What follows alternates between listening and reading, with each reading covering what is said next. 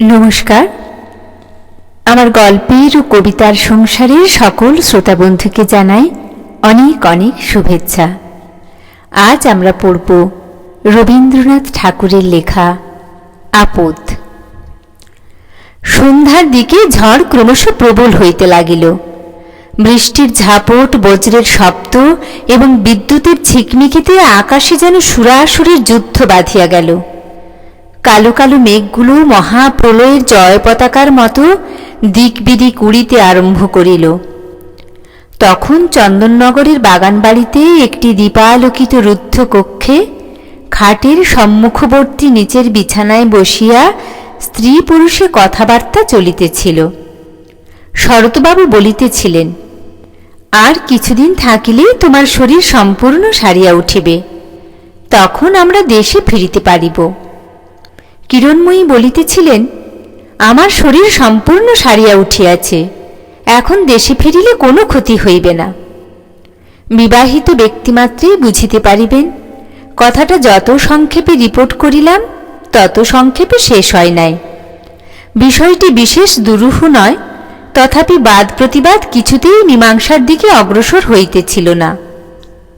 কর্ণহীন নৌকার মতো ক্রমাগতই ঘুর খাইয়া মরিতেছিল। অবশেষে অশ্রুত তরঙ্গে ডুবি হইবার সম্ভাবনা দেখা দিল। শরৎ কহিলেন, ডাক্তার বলিতেছে আর কিছুদিন থাকিয়া গেলে ভালো হয়। কিরণ কহিলেন, তোমার ডাক্তার তো সব জানে। শরৎ কহিলেন, জানো তো, এই সময় দেশে নানা প্রকার ব্যামোর প্রাদুর্ভাব হয়, অতএব আর মাস দুয়ে কাটাইয়া গেলেই ভালো হয়। কিরণ কহিলেন, এখানে বুঝি কোথাও কাহারও কোনো ব্যামো হয় না? পূর্ব ইতিহাসটা এই। কিরণকে তাহার ঘরের এবং পাড়ার সকলেই ভালোবাসে, এমনকি শাশুড়ি পর্যন্ত। সেই কিরণের যখন কঠিন পীড়া হইল তখন সকলেই চিন্তিত হইয়া উঠিল, এবং ডাক্তার যখন বায়ু পরিবর্তনের প্রস্তাব করিল তখন গৃহ এবং কাজকর্ম ছাড়িয়া প্রবাসে যাইতে তাহার স্বামী এবং শাশুড়ি কোনো আপত্তি করিলেন না। যদিও গ্রামের বিবেচক প্রাজ্ঞ ব্যক্তিমাত্রেই বায়ু পরিবর্তনে আরোগ্যের আশা করা এবং স্ত্রীর জন্য এতটা হুলস্থুল করিয়া তোলা নব্যস্ত্রৈণতার একটা নির্লজ্জ আতিশয্য বলিয়া স্থির করিলেন এবং প্রশ্ন করিলেন, ইতিপূর্বে কি কাহারও স্ত্রীর কঠিন পীড়া হয় নাই? শরৎ যেখানে যাওয়া স্থির করিয়াছেন সেখানে কি মানুষরা অমর? এবং এমন কোনো দেশ কি আছে যেখানে অদৃষ্টির লিপি সফল হয় না? তথাপি শরৎ এবং তাহার মা সে সকল কথায় কর্ণপাত করিলেন না। তখন গ্রামের সমস্ত সমবেত বিজ্ঞতার অপেক্ষা তাহাদের হৃদয়লক্ষ্মী কিরণের প্রাণটুকু তাহাদের নিকট গুরুতর বোধ হইল। প্রিয় ব্যক্তির বিপদে মানুষের এরূপ মোহ ঘটিয়া থাকে। এবং চন্দননগরের বাগানে আসিয়া বাস করিতেছেন শরৎ। কিরণও রোগমুক্ত হইয়াছেন, কেবল শরীর এখনো সম্পূর্ণ সবল হয় নাই। তাহার মুখে চক্ষে একটি সকরুণ কৃশতা অঙ্কিত হইয়া আছে, যাহা দেখিলে হৃৎকম্পসহ মনে উদয় হয়, আহা, বড় রক্ষা পাইয়াছে। কিন্তু কিরণের স্বভাবটা সঙ্গপ্রিয়, আমোদপ্রিয়। এখানে একলা আর ভালো লাগিতেছে না। তাহার ঘরের কাজ নাই, পাড়ার সঙ্গিনী নাই, কেবল সমস্ত দিন আপনার রুগ্ন শরীরটাকে লইয়া নাড়াচাড়া করিতে মন যায় না। ঘণ্টায় ঘণ্টায় দাগ মাপিয়া ঔষধ খাও, তাপ দাও, পথ্য পালন করো, ইহাতে বিরক্তি ধরিয়া গিয়াছে। আজ ঝড়ের সন্ধ্যাবেলায় রুদ্ধ গৃহে স্বামী স্ত্রীতে তাহাই লইয়া আন্দোলন উপস্থিত হইয়াছিল। কিরণ যতক্ষণ উত্তর দিতেছিল ততক্ষণ উভয় পক্ষে সমকক্ষভাবে দ্বন্দ্বযুদ্ধ চলিতেছিল।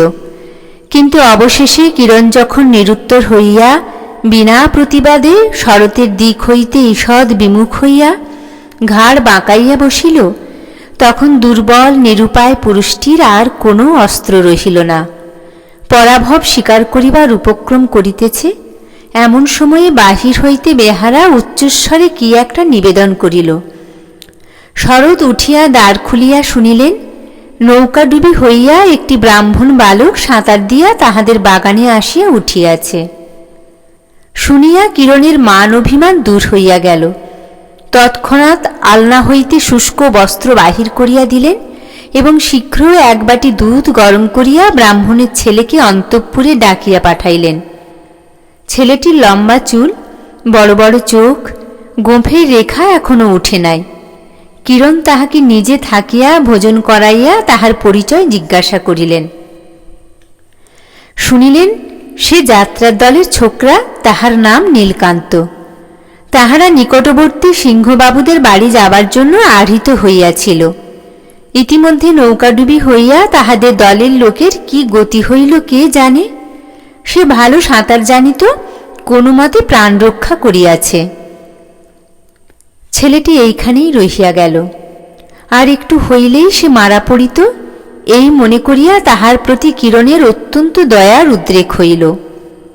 শরৎ মনে করিলেন হইল ভালো, কিরণ একটা নূতন কাজ হাতে পাইলেন এবং কিছুকাল এমনভাবে কাটিয়া যাইবে।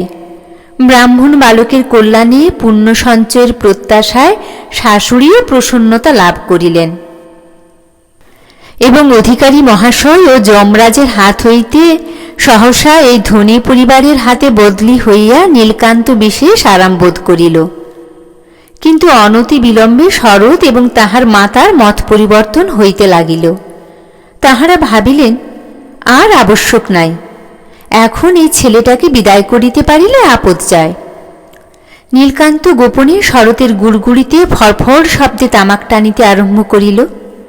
বৃষ্টির দিনে অম্লান বদনে তাহার শখের সিল্কের ছাতাটি মাথায় দিয়া নববন্ধু সঞ্চয় চেষ্টায় পল্লীতে পর্যটন করিতে লাগিল। কোথাকার একটা মলিন গ্রাম্য কুকুরকে আদর দিয়া এমন স্পর্ধিত করিয়া তুলিল যে সে অনাহুত শরতের সুসজ্জিত ঘরের মধ্যে প্রবেশ করিয়া নির্মল জাজিমের উপর পদপল্লব চতুষ্টয়ের ধূলিরেখায় আপন শুভাগমন সংবাদ স্থায়ীভাবে মুদ্রিত করিয়া আসিতে লাগিল। নীলকান্তের চতুর্দিকে দেখিতে দেখিতে একটি সুবৃহৎ ভক্ত শিশু সম্প্রদায় গঠিত হইয়া উঠিল এবং সে বৎসর গ্রামের আম্রকাননে কচি আম পাকিয়া উঠিবার অবসর পাইল না। কিরণ এই ছেলেটিকে বড় বেশি আদর দিতেন, তাহাতে সন্দেহ নাই। শরৎ এবং শরতের মা সে বিষয়ে তাহাকে অনেক নিষেধ করিতেন, কিন্তু তিনি তাহা মানিতেন না। শরতের পুরাতন জামা মোজা এবং নূতন ধুতি চাদর জুতা পরাইয়া তিনি তাহাকে বাবু সাজাইয়া তুলিলেন। মাঝে মাঝে যখন তখন তাহাকে ডাকিয়া লইয়া তাহার স্নেহ এবং কৌতুক উভয় চরিতার্থ হইত। কিরণ সহাস্য মুখে পানের বাটা পাশে রাখিয়া খাটের উপর বসিতেন। দাসী তাহার ভিজে এলো চুল চিরিয়া চিরিয়া ঘষিয়া ঘষিয়া শুকাইয়া দিত এবং নীলকান্ত নিচে দাঁড়াইয়া হাত নাড়িয়া নল দময়ন্তীর পালা অভিনয় করিত। এইরূপে দীর্ঘ মধ্যাহ্ন অত্যন্ত শীঘ্র কাটিয়া যাইত।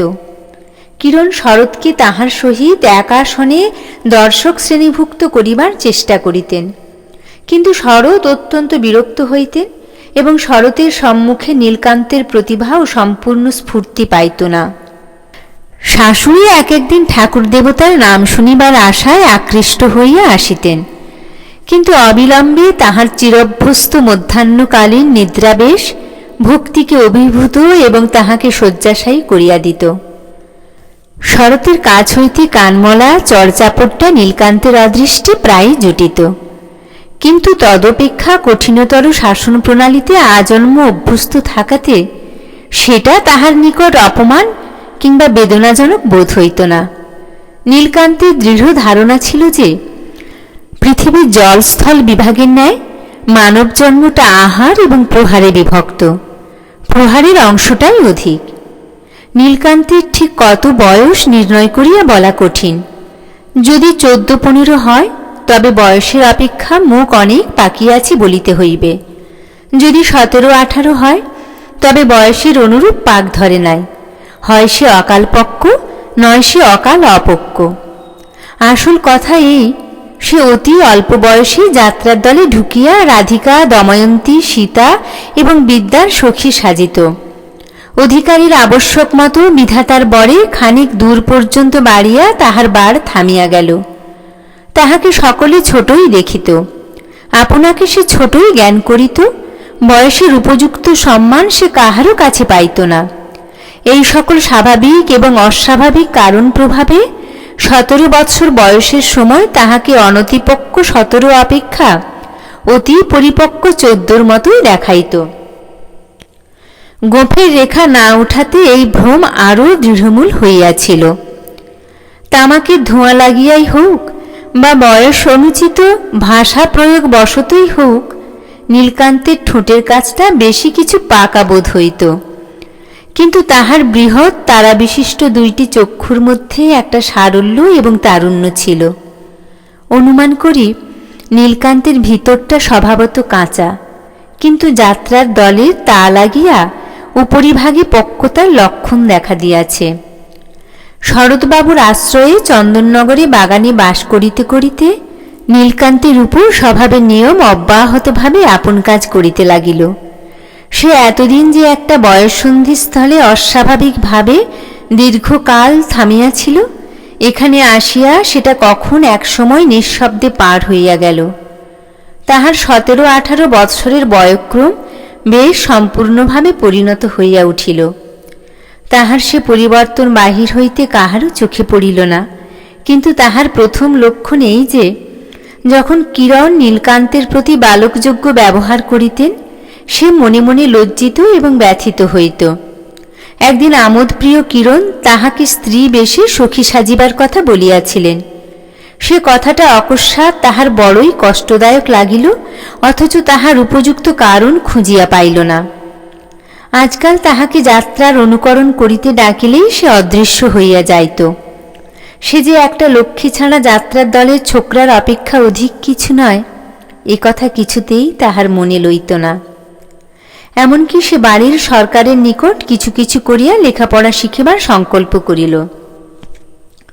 কিন্তু বউ ঠাকুরুনের স্নেহভাজন বলিয়া নীলকান্তকে সরকার 2 চক্ষে দেখিতে পারিত না, এবং মনের একাগ্রতা রক্ষা করিয়া পড়াশোনা কোনো কালে অভ্যাস না থাকাতে অক্ষরগুলো তাহার চোখের সামনে দিয়া ভাসিয়া যাইত।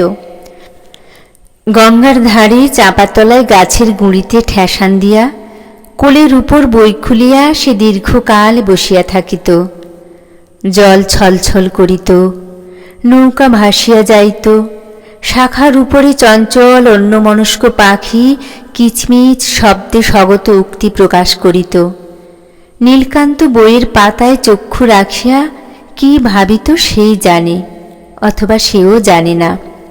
একটা কথা হইতে কিছুতেই আরেকটা কথায় গিয়া পৌঁছিতে পারিত না, অথচ বই পড়িতেছি মনে করিয়া তাহার ভারী একটা আত্মগৌরব উপস্থিত হইত। সামনে দিয়া যখন একটা নৌকা যাইত, তখন সে আরও অধিক আড়ম্বরের সহিত বইখানা তুলিয়া বিড়বিড় করিয়া পড়ার ভান করিত।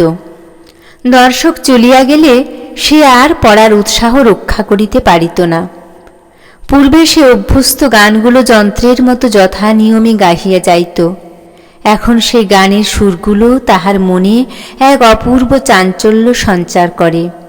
গানের কথা অতি যৎসামান্য, তুচ্ছ অনুপ্রাসে পরিপূর্ণ। তাহার অর্থ নীলকান্তের নিকট সম্যক বোধগম্য নহে। কিন্তু যখন সে গাহিত, ওরে রাজহংস জন্মি দ্বিজ বংশে, এমন নৃশংস কেন হলি রে, বল কি জন্যে এ অরণ্যে রাজকন্যের প্রাণ সংশয় করিলি রে, তখন সে যেন সহসা লোকান্তরে জন্মান্তরে উপনীত হইত।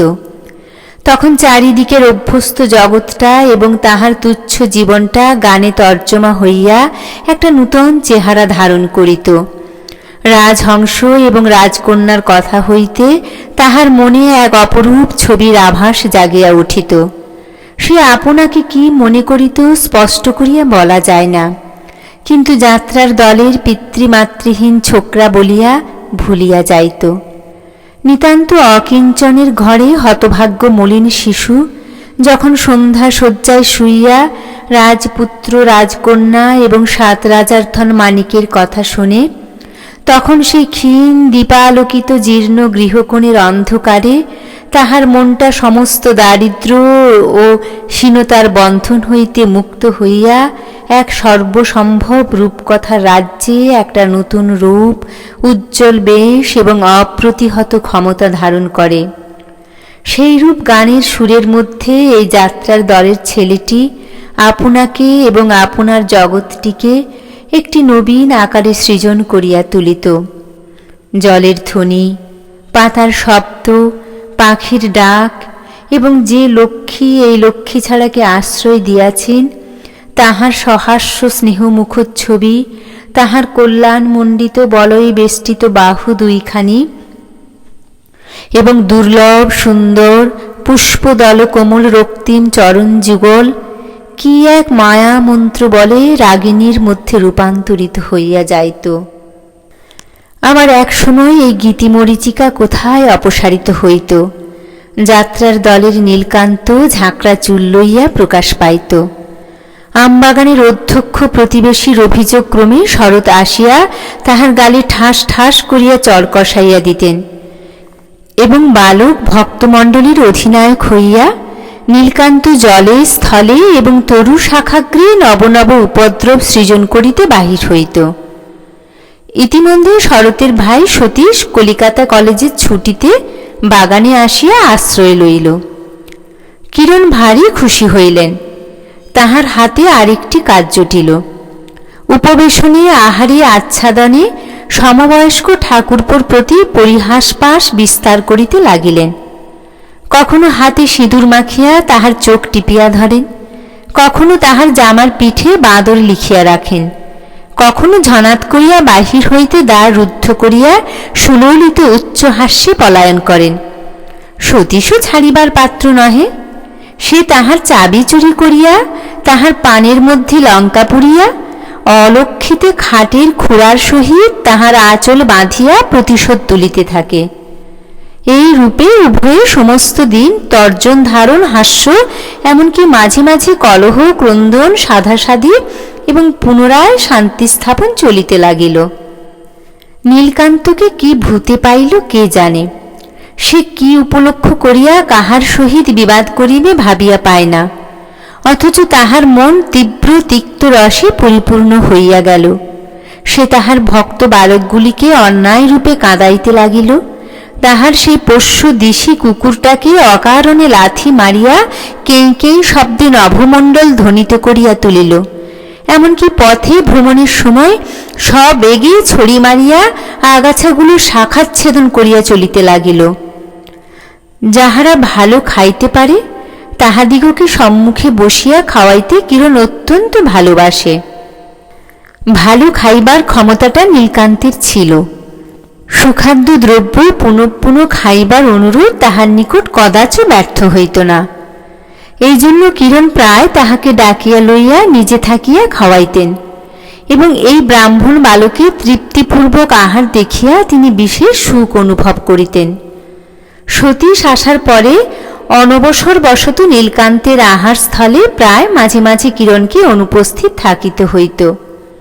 পূর্বে এরূপ ঘটনায় তাহার ভোজনের কিছুমাত্র ব্যাঘাত হইত না। সে সর্বশেষে দুধের বাটি ধুইয়া তাহার জল শুদ্ধ খাইয়া তবে উঠিত। কিন্তু আজকাল কিরণ নিজে ডাকিয়া না খাওয়াইলে তাহার বক্ষ ব্যথিত, তাহার মুখ বিস্বাদ হইয়া উঠিত, না খাইয়া উঠিয়া পড়িত। বাষ্পরুদ্ধ কণ্ঠে দাসীকে বলিয়া যাইত, আমার ক্ষুধা নাই।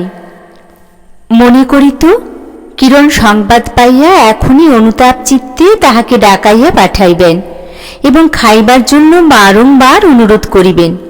সে তথাপি কিছুতেই সে অনুরোধ পালন করিবে না, বলিবে আমার ক্ষুধা নাই। কিন্তু কিরণকে কেহ সংবাদও দেয় না, কিরণ তাহাকে ডাকিয়াও পাঠান না।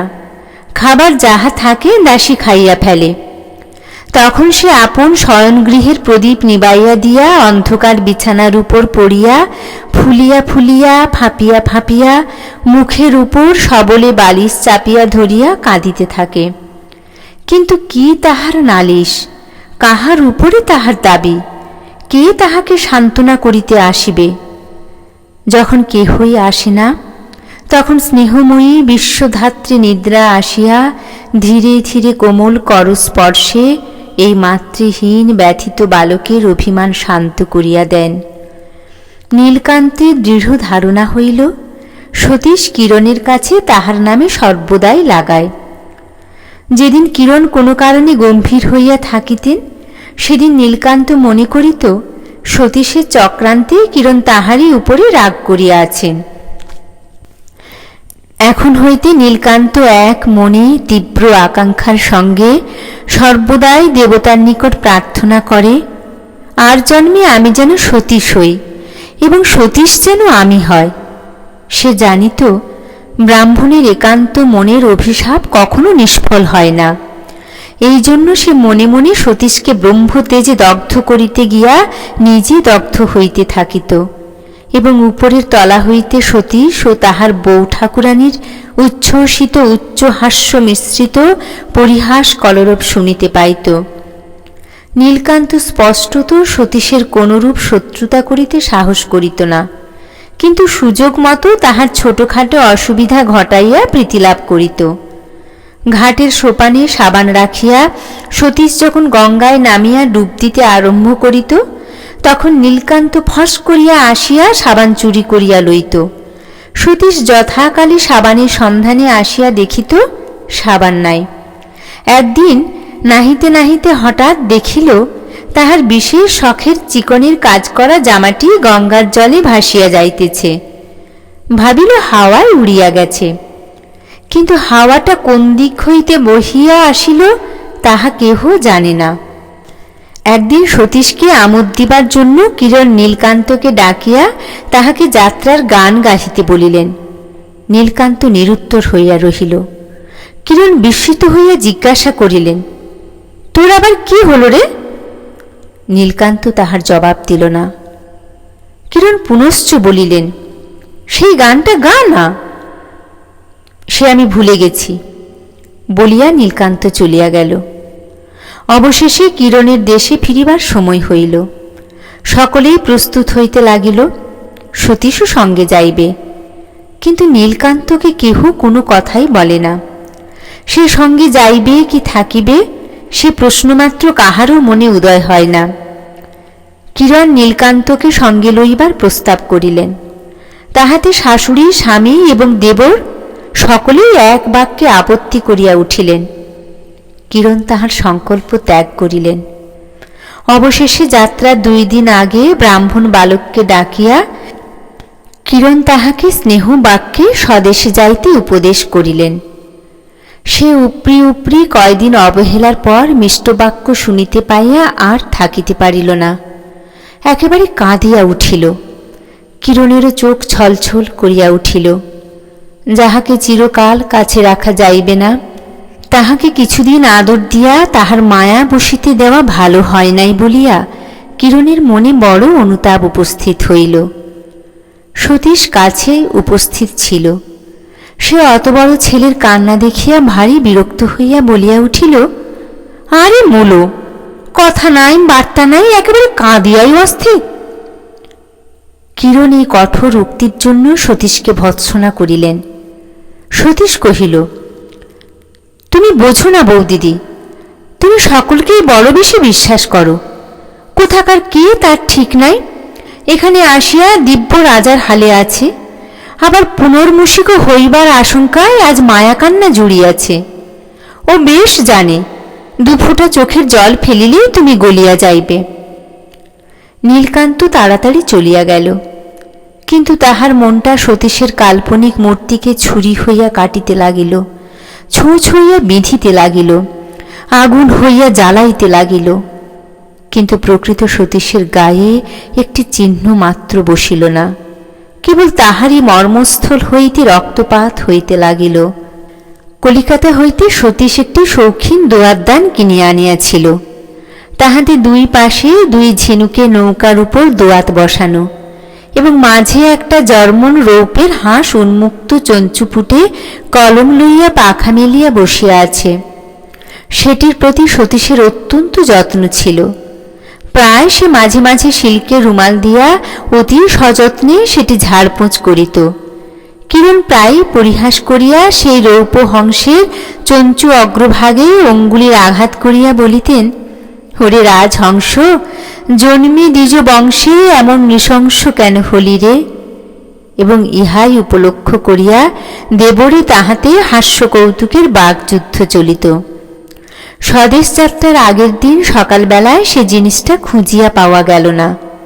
কিরণ হাসিয়া কহিলেন, ঠাকুরপো, তোমার রাজহংস তোমার দময়ন্তীর অন্বেষণে উড়িয়াছে। কিন্তু সতীশ অগ্নিশর্মা হইয়া উঠিল। নীলকান্তই যে সেটা চুরি করিয়াছে সে বিষয়ে তাহার সন্দেহ মাত্র রহিল না। গতকল্য সন্ধ্যার সময় তাহাকে সতীশের ঘরের কাছে ঘুরঘুর করিতে দেখিয়াছে এমন সাক্ষীও পাওয়া গেল। সতীশের সম্মুখে অপরাধী আনিত হইল। সেখানে কিরণও উপস্থিত ছিলেন। সতীশ একেবারেই তাহাকে বলিয়া উঠিলেন, তুই আমার দোয়াত চুরি করে কোথায় রেখেছিস, এনে দে। নীলকান্ত নানা অপরাধে এবং বিনা অপরাধেও শরতের কাছে অনেক মার খাইয়াছে এবং বরাবর প্রফুল্ল চিত্তে তাহা বহন করিয়াছে। কিন্তু কিরণের সম্মুখে যখন তাহার নামে দোয়াত চুরির অপবাদ আসিল, তখন তাহার বড় বড় দুই চোখ আগুনের মতো জ্বলিতে লাগিল। তাহার বুকের কাছটা ফুলিয়া কণ্ঠের কাছে ঠেলিয়া উঠিল। সতীশ আর একটা কথা বলিলেই সে তাহার দুই হাতের 10 নখ লইয়া ক্রুদ্ধ বিড়াল শাবকের মতো সতীশের উপর গিয়া পড়িত। তখন কিরণ তাহাকে পাশের ঘরে ডাকিয়া লইয়া মৃদু মিষ্ট স্বরে বলিলেন, নীলু, যদি সেই দোয়াতটা নিয়ে থাকিস আমাকে আস্তে আস্তে দিয়ে যা, তোকে কেউ কিচ্ছু বলবে না। নীলকান্তের চোখ ফাটিয়া টস টস করিয়া জল পড়িতে লাগিল। অবশেষে সে মুখ ঢাকিয়া কাঁদিতে লাগিল। কিরণ বাহিরে আসিয়া বলিলেন, নীলকান্ত কখনোই চুরি করেনি। শরৎ এবং সতীশ উভয়েই বলিতে লাগিলেন, নিশ্চয়ই নীলকান্ত ছাড়া আর কেহই চুরি করেনি। কিরণ সবলে বলিলেন, কখনোই না। শরৎ নীলকান্তকে ডাকিয়া সওয়াল করিতে ইচ্ছা করিলেন। কিরণ বলিলেন, না, উহাকে এই চুরি সম্বন্ধে কোনো কথা জিজ্ঞাসা করা হইবে না। সতীশ কহিলেন, উহার ঘর এবং বাক্স খুঁজিয়া দেখা উচিত। কিরণ বলিলেন, তাহা যদি করো তাহা হইলে তোমার সঙ্গে আমার জন্মশোধ আড়ি হইবে। নির্দোষীর প্রতি কোনরূপ সন্দেহ প্রকাশ করিতে পাইবে না। বলিতে বলিতে তাহার চোখের পাতা 2 ফোঁটা জলে ভিজিয়া উঠিল। তাহার পর সেই দুটি করুণ চক্ষের অশ্রু জলের দোহাই মানিয়া নীলকান্তের প্রতি আর কোনরূপ হস্তক্ষেপ করা হইল না।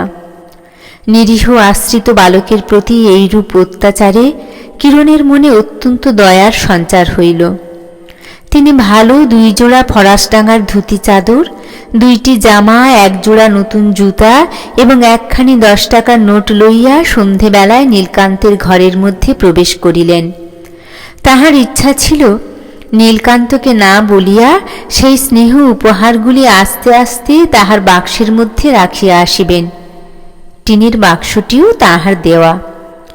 আঁচল হইতে চাবির গোছা লইয়া নিঃশব্দে সেই বাক্স খুলিলেন, কিন্তু তাহার উপহারগুলি ধরাইতে পারিলেন না। বাক্সের মধ্যে লাটাই, কঞ্চি, কাঁচা আম কাটিবার জন্য ঘষা ঝিনুক, ভাঙা গ্লাসের তলা প্রভৃতি নানা জাতীয় পদার্থ স্তূপাকারে রক্ষিত। কিরণ ভাবিলেন, বাক্সটি ভালো করিয়া গুছাইয়া তাহার মধ্যে সকল জিনিস ধরাইতে পারিবেন। সেই উদ্দেশ্যে বাক্সটি খালি করিতে লাগিলেন। প্রথমে লাটিম, ছুরি প্রভৃতি বাহির হইতে লাগিল। তাহার পরে খান কয়েক ময়লা এবং কাঁচা কাপড় বাহির হইল।